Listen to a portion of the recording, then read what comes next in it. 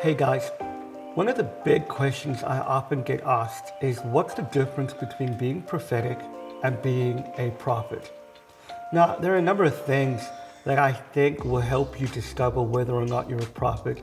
There's some few common things that I see with a number of people who have stepped up into the gift of being a prophet. Things like going through seasons maybe of difficulty, but discovering God in a very real and tangible way. Having a direct access by knowing things ahead of time, sensing things before that happen. These are all little indicators. Being kind of otherworldly, being aware of another dimension called God's dimension, and sometimes being caught up in that more than this physical dimension. And those are just some of the kind of key things that I find often indicate something of a brewing prophetic dynamic. But the reality is, all of us are prophetic. All of us get to prophesy. The Bible tells us in 1 Corinthians 14 that everyone can prophesy. So by nature of that fact, everyone is prophetic. But there is a difference between those who are prophetic and a prophet.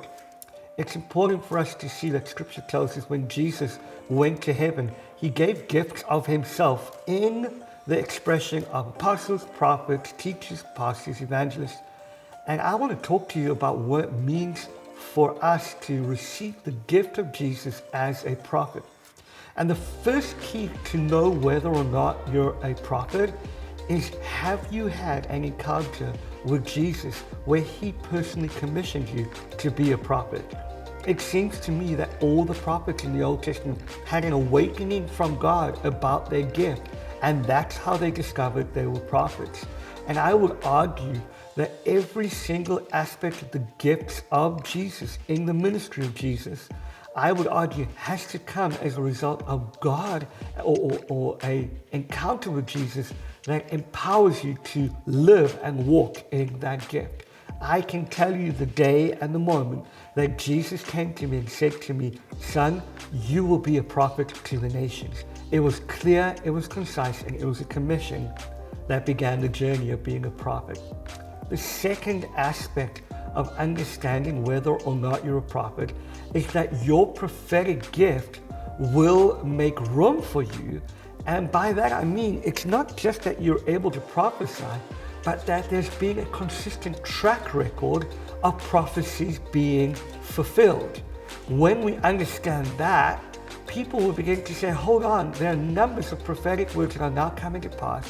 This is not just a one-hit wonder. This is someone who is consistently bringing a reward with the prophetic of fulfilled prophetic promises.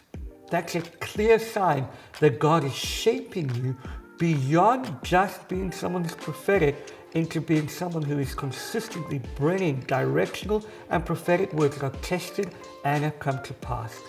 The last aspect that I would say has to do with understanding that when you know you're a prophet, God will give you platforms that will be recognized by other people. In other words, you will start to have greater spheres of influence, and you'll be able to prophesy into different contexts and into different spaces.